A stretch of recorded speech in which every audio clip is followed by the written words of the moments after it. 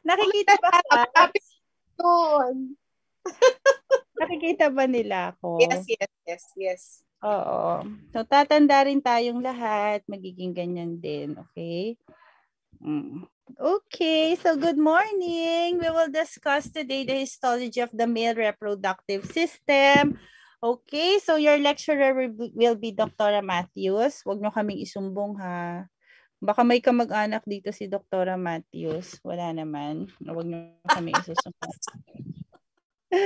Okay. So, histology of the male reproductive system. We will study 6 organs. Okay, the testes, the epididymis, the vas deferens, the prostate, the seminal vesicle, and the penis. Okay, for the first organ, we have here the testes. This is the low power magnification of the testes. Testes are 2 oval-shaped male reproductive glands that produces the sperm and of course the hormone.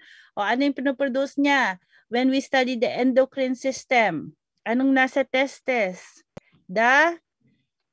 Naku, mukhang hindi inaral yung slide ni Dr. Hiron. Kaka-exam niya. The testosterone, di ba? By the Leydig cells.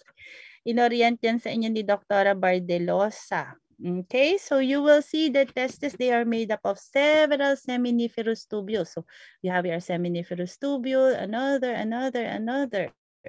seminiferous tubule. Okay, so again, you have here high power magnification of the seminiferous tubule. Each seminiferous tubule is surrounded by a basement membrane. So you have here the basement membrane, and here you can see different stages of the sperm cell. Okay, we call this the germinal epithelium. Okay, so yan, may mga different stages dyan ng developing sperm. Okay, so again, this is the basement membrane. Ito yon class. Okay, another basement membrane, another basement membrane. O, tanong ko lang, in between the seminiferous tubule, what do you call this acidophilic cells which secretes the testosterone? Doon sa endocrine? Leydig cells. Yes, the Leydig cells. Very good. So you have here the Leydig cells. Again, this is your seminiferous tubule. Okay. So here, near the basement membrane of the seminiferous tubule, you have here class, tayo na maganda, this one, ito. These class are the spermatogonia. Okay, spermatogonium. Ito yon class, near the basement membrane. So when you see cell near the basement membrane, that is the spermatogonium. Okay, that occupies the area near the basement membrane. Okay, so yan. It divides, this spermatogonium, it divides mitotically to produce other spermatogonium and the primary spermatocyte. The primary spermatocyte class that is located at the middle part of the germinal epithelium. That is the largest cell among, okay, the developing sperm cells.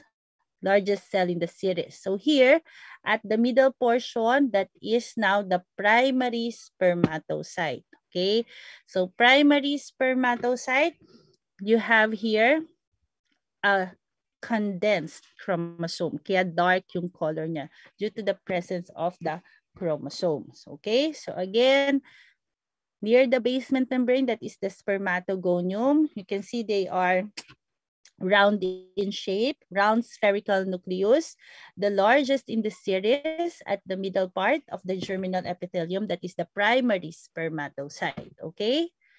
You have also there the secondary spermatocyte, but you won't be able to see or identify the secondary spermatocytes because they are very short lang yung time niyang ini-spend dyan kasi divide na agad siya. Okay? So, pag tinanong namin kayo, when we ask during the exam, you will answer the primary spermatocyte. Okay? Am I clear? Clear? Yes po. Yes. Okay. Very good. So, this is the lumen of the seminiferous tubule. Near the lumen, you can see this round nucleus. Okay, this class is the spermatid. spermatid. Near the lumen, you have here the spherical nucleus, spherical shaped cell. That is, again, the spermatid. Okay, spermatid. Am I clear? Clear, class? Ha? Yang Yes maliit po. na yan, oo, sasagot kayo para alam kung naiintindihan nyo. Yang maliit na yan near the lumen, that is the spermatid. There's another cell also located near the lumen that is elongated or rice grain in shape. That is class the spermatozoa. Okay, so yan o, makikita nyo. This one, this is elongated, elongated. Nakikita?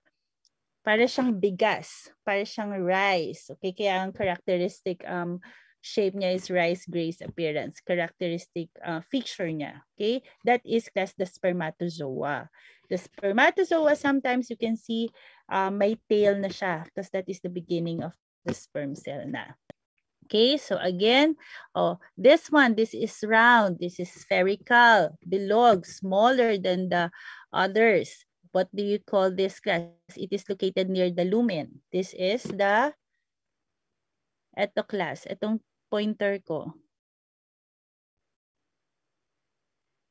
Spermatid. Spermatid. How about this one near the basement membrane? Ayan, what do you call that? Spermatogonium. Very good. How about this one? Located at the middle, dark staining cell, largest. The Primary spermatocyte. primary spermatocyte. How about this cells, cluster of cells here located outside the seminiferous tubule, acidophilic in stain? What do you call this class now? Leydig. Leydig cells. The Leydig cells. What is the function of the Leydig cells again? Secretes testosterone. Testosterone. Very good. So there's another cell here which is important for blood testis as part of blood testis barrier. Okay, that is the Sertoli cell. The difference, makikita nyo class, so this Sertoli cells class, they are pyramidal shaped cells. Okay, they have long angular nucleus. Okay, they extends from the base of the seminiferous tubule going to the apex. Okay, so again, these are the Sertoli cells. It provides support to the spermatogenic cells. And again, it is part of the blood testis barrier, and it also secretes the hormone inhibin, Sertoli cells. Okay? So the difference, it is elongated, it is pyramidal shape compared to your other cells like the primary spermatocyte.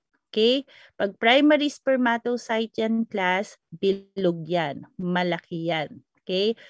Pag elongated, that is the Sertoli cells. Am I clear? Yes Clear, po. class? Very good. Okay, so here is again another picture showing you the Leydig cells. Again, they are found in between the seminiferous tubule. So that is just another picture of the seminiferous tubule. Now, let's see if you understand our orientation. So this is a seminiferous tubule. This is the basement membrane. Each seminiferous tubule again is surrounded by a basement membrane. So what do you call this cell near the basement membrane?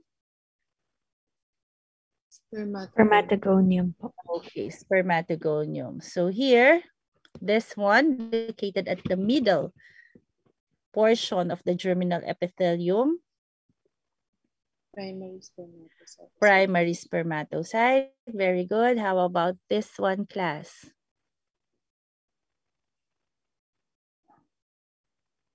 Okay, so baka malito kayo sabihin, hindi naman siya round na raw, that is spermatid, late spermatid, kasi papunta na siya sa elongated. But this one, this is round, so this is spermatid. Okay, spermatid. How about this one, class? Ito, ganda oh. This one.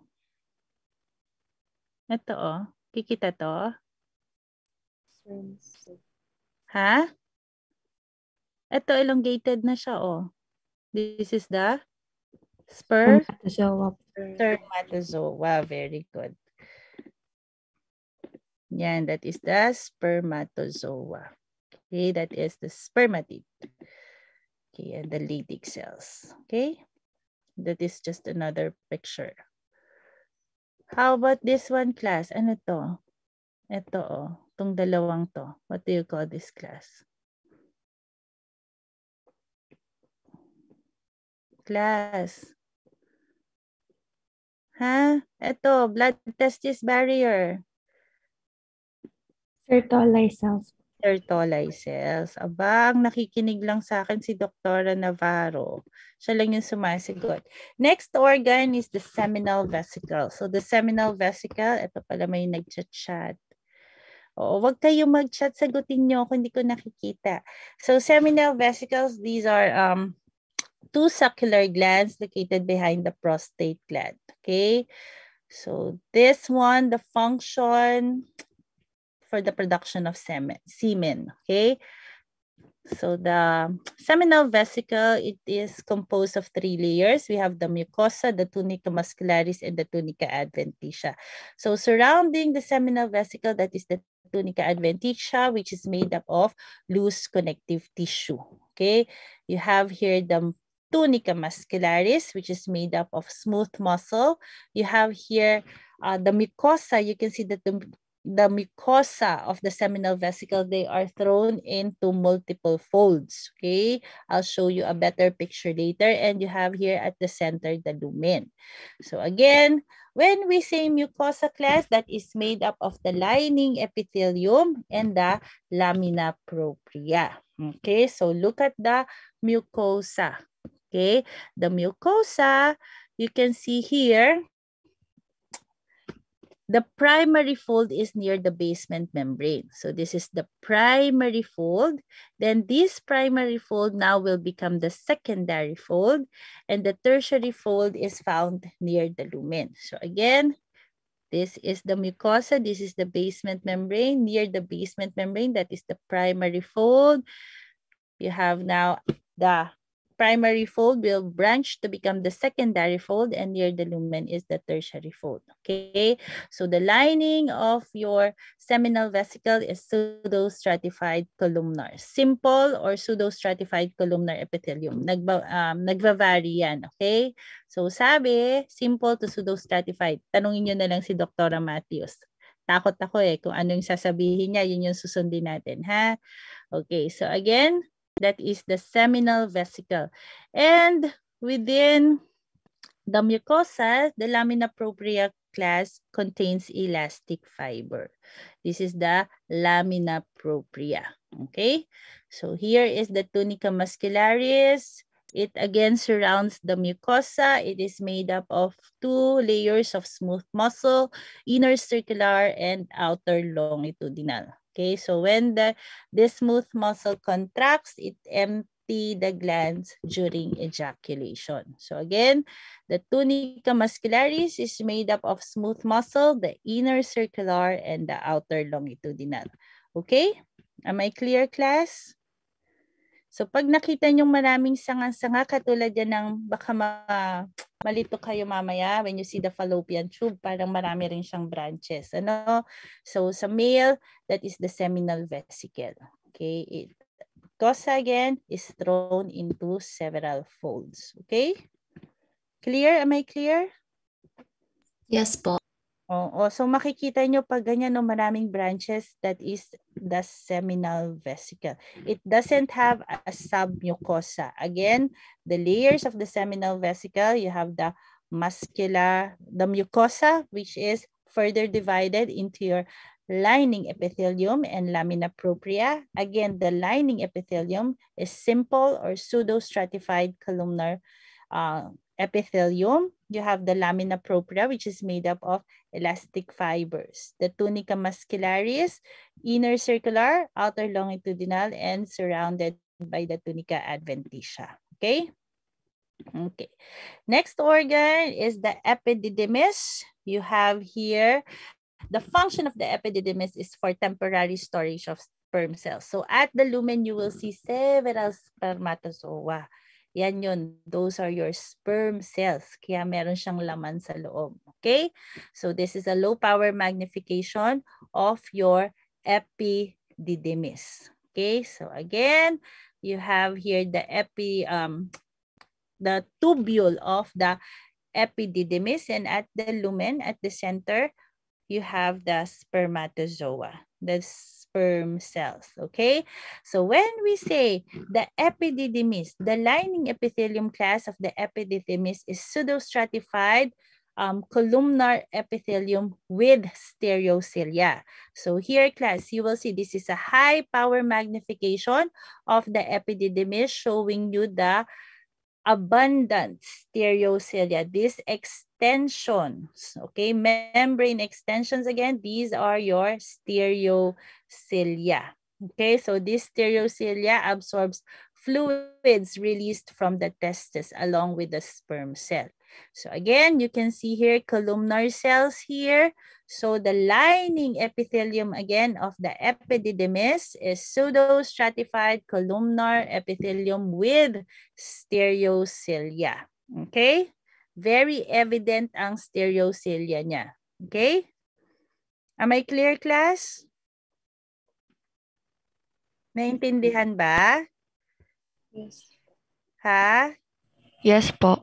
Naintindihan. Very good. Okay. Next organ is the vas deferens. Okay, the vas deferens. You can see here a thick muscular wall, a small lumen. So when you see that, class, that is the vas deferens. Okay, so that is a long muscular tube that travels from the epididymis into the pelvic cavity. Okay, so dyan dumadaan ang ating mature sperm cells in preparation for ejaculation. So again, when you see a thick muscular wall, that is the vas deferens. So this is another picture of the vas deferens. Okay, the vas deferens, you have the mucosa, the tunica muscularis, and the tunica adventitia, which is the outer covering. The tunica adventitia is made up of fibroelastic connective tissue. Okay, let's shift to high power so we can see the lining epithelium of the mucosa, okay, of the vas deferens, okay? So the lining epithelium of the vas deferens, class, is pseudostratified columnar epithelium with sparse stereocilia. The stereocilia here is not as abundant as the one found in the epididymis. Mas konti yung stereocilia dito sa vas deferens. But again, the lining epithelium is pseudostratified columnar. Okay, so the lamina propria also contains connective tissue with elastic fibers. That is the lamina propria. Okay, so again, the characteristic feature of the vas deferens is the thick muscular wall. Okay, smooth muscle. It is made up of smooth muscle. You have here the inner longitudinal, the middle circular, and the outer longitudinal. Okay, again, inner longitudinal, middle circular, and outer longitudinal. So longitudinal nyo, inner and outer. Middle layer, it is made up of circular smooth muscle. Okay? So again, pag makapal yung tunica muscularis, that is the vas deferens. Okay? Nalilito na sila, ang dami. Okay, the prostate. Okay, the prostate, next organ, the prostate. Okay, so yeah, the prostate gland, it is usually, it surrounds the urethra. It is located below the urinary bladder. Okay, so here, it is made up of tubuloacinar glands. Okay, so that is your prostatic alveoli or prostatic sacs. Okay, so inside the alveoli, the prostatic alveoli, you have the characteristic appearance, the corpora amylacea. Yan, mga yan, yung mga pinkish na yan. Okay? So again, the prostate gland, which is a fibromuscular gland, you have here the prostatic alveoli or sac. It is also lined by pseudostratified columnar epithelium. So, manunotice nyo, halos lahat sila lined by pseudostratified columnar epithelium. Okay, again, the lining epithelium of the prostate is pseudostratified columnar epithelium. So these are your prostatic alveoli. Inside the prostatic alveoli, you have the characteristic feature, which is the prostatic concretions, or what we call the corpora amylacea. Okay, so it contains primarily deposited glycoproteins and keratan sulfate. So this corpora amylacea, they become more numerous with age. So pag mas matanda na, mas marami na yung deposits na yan. Mas marami na yung corpora amylacea. So siguro ito bata-bata pa itong prostate na ito kasi hindi pa marami yung corpora amylacea niya. Okay? So wag ma-confuse ha. This is like, anong itsura niya kanina?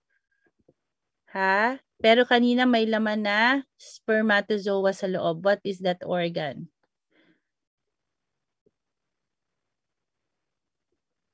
Nako. Wala nang nasagot. Mamaya papakita ko ulit yung slide. Class, nahihirapan kayo? Ha?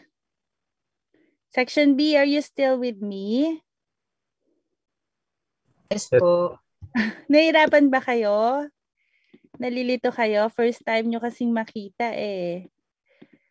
Sige, mamaya papakita ko sa inyo yung difference. I-review natin. So, the next organ is the penis. Okay, so the penis, it consists of 3 cylindrical masses of erectile tissue. Okay, you have here the corpus.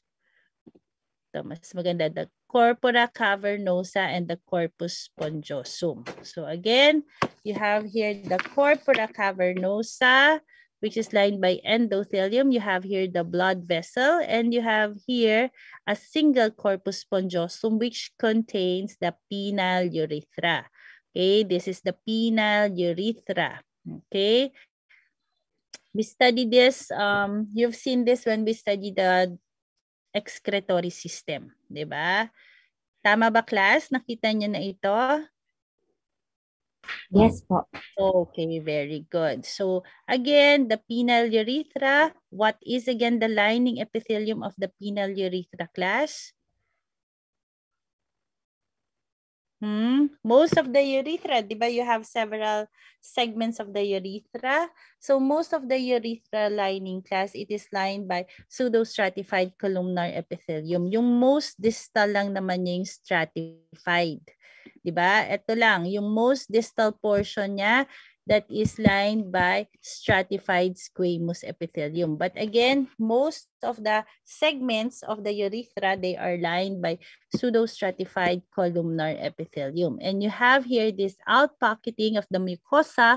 We call this the lacuna of Morgagni. Lacuna of Morgagni. Okay? And here, kaya pinakita namin to so you'll see the difference between the lining epithelium. Pag nakita nyo ng stratified squamous yan, that is the distal portion of the urethra. Usually it continues with that covering the glans surface. Okay, so this one, this is again the distal portion. It is lined by stratified squamous epithelium. And you have here small mucus secreting urethral glands, that is the Littre's gland or the urethral glands. Okay, the Littre's gland or the urethral glands. Here, you can also find the Littre's glands. Here, ito yung mga yan. These are the Littre's glands. Okay, mas evident lang siya dito sa slide na ito. Okay? Do you have any questions? Nakuha nyo ba? Nahirapan kayo? Pakita lang ko ito ha. Kaya ako nilagyan nito ng umpisa. So you will see the difference. Okay?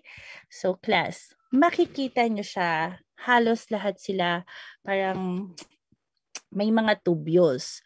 When we say class epididymis, you have the spermatozoa at the center. You have the sperm cell at the center. Unlike the prostate gland. Again, tubule siya. It is made up of tubuloacinar gland. But at the middle, at the center, you have the prostatic concretion or the corpora amylacea. So yun yung difference ng dalawa ha. Of course, you won't get confused with the testis kasi very easy to identify the testis. The seminiferous tubule, you have the germinal epithelium. So you won't get confused with the testis. Okay? Tingnan nyo ang picture ng epididymis and the prostate. Diyan kayo pwedeng ma-confuse. Okay? Pag ang nasa loob niya is sperm cell, that is the epididymis. Okay? Pag ang nasa loob niya, pinkish, that is the prostatic concretion, that is the prostate. Okay? So you won't get confused with the vas deferens. Bakit? Because makikita nyo, very small lang yung lumen niya. Kasi dyan yung dinadaanan ng sperm cell natin for the transportation of the sperm cell in preparation for ejaculation. What is very evident in the vas deferens is the thick muscular wall. Class, naintindihan ba ako? Pinapakita ko sa inyo tong mga slides na to so you'll have an idea. Kasi kahit ako nalilito ako dyan nung inaaral ko siya dati. Okay, vas deferens, you have a thick muscular wall. 3 layers of muscular wall. Very small yung lumen niya. Okay? While the seminal vesicle, you have a branching mucosa. Okay? Yan o, branch yung mucosa niya. Okay? Of course, you won't get confused with the penis. Kasi you have the corpus spongiosum and the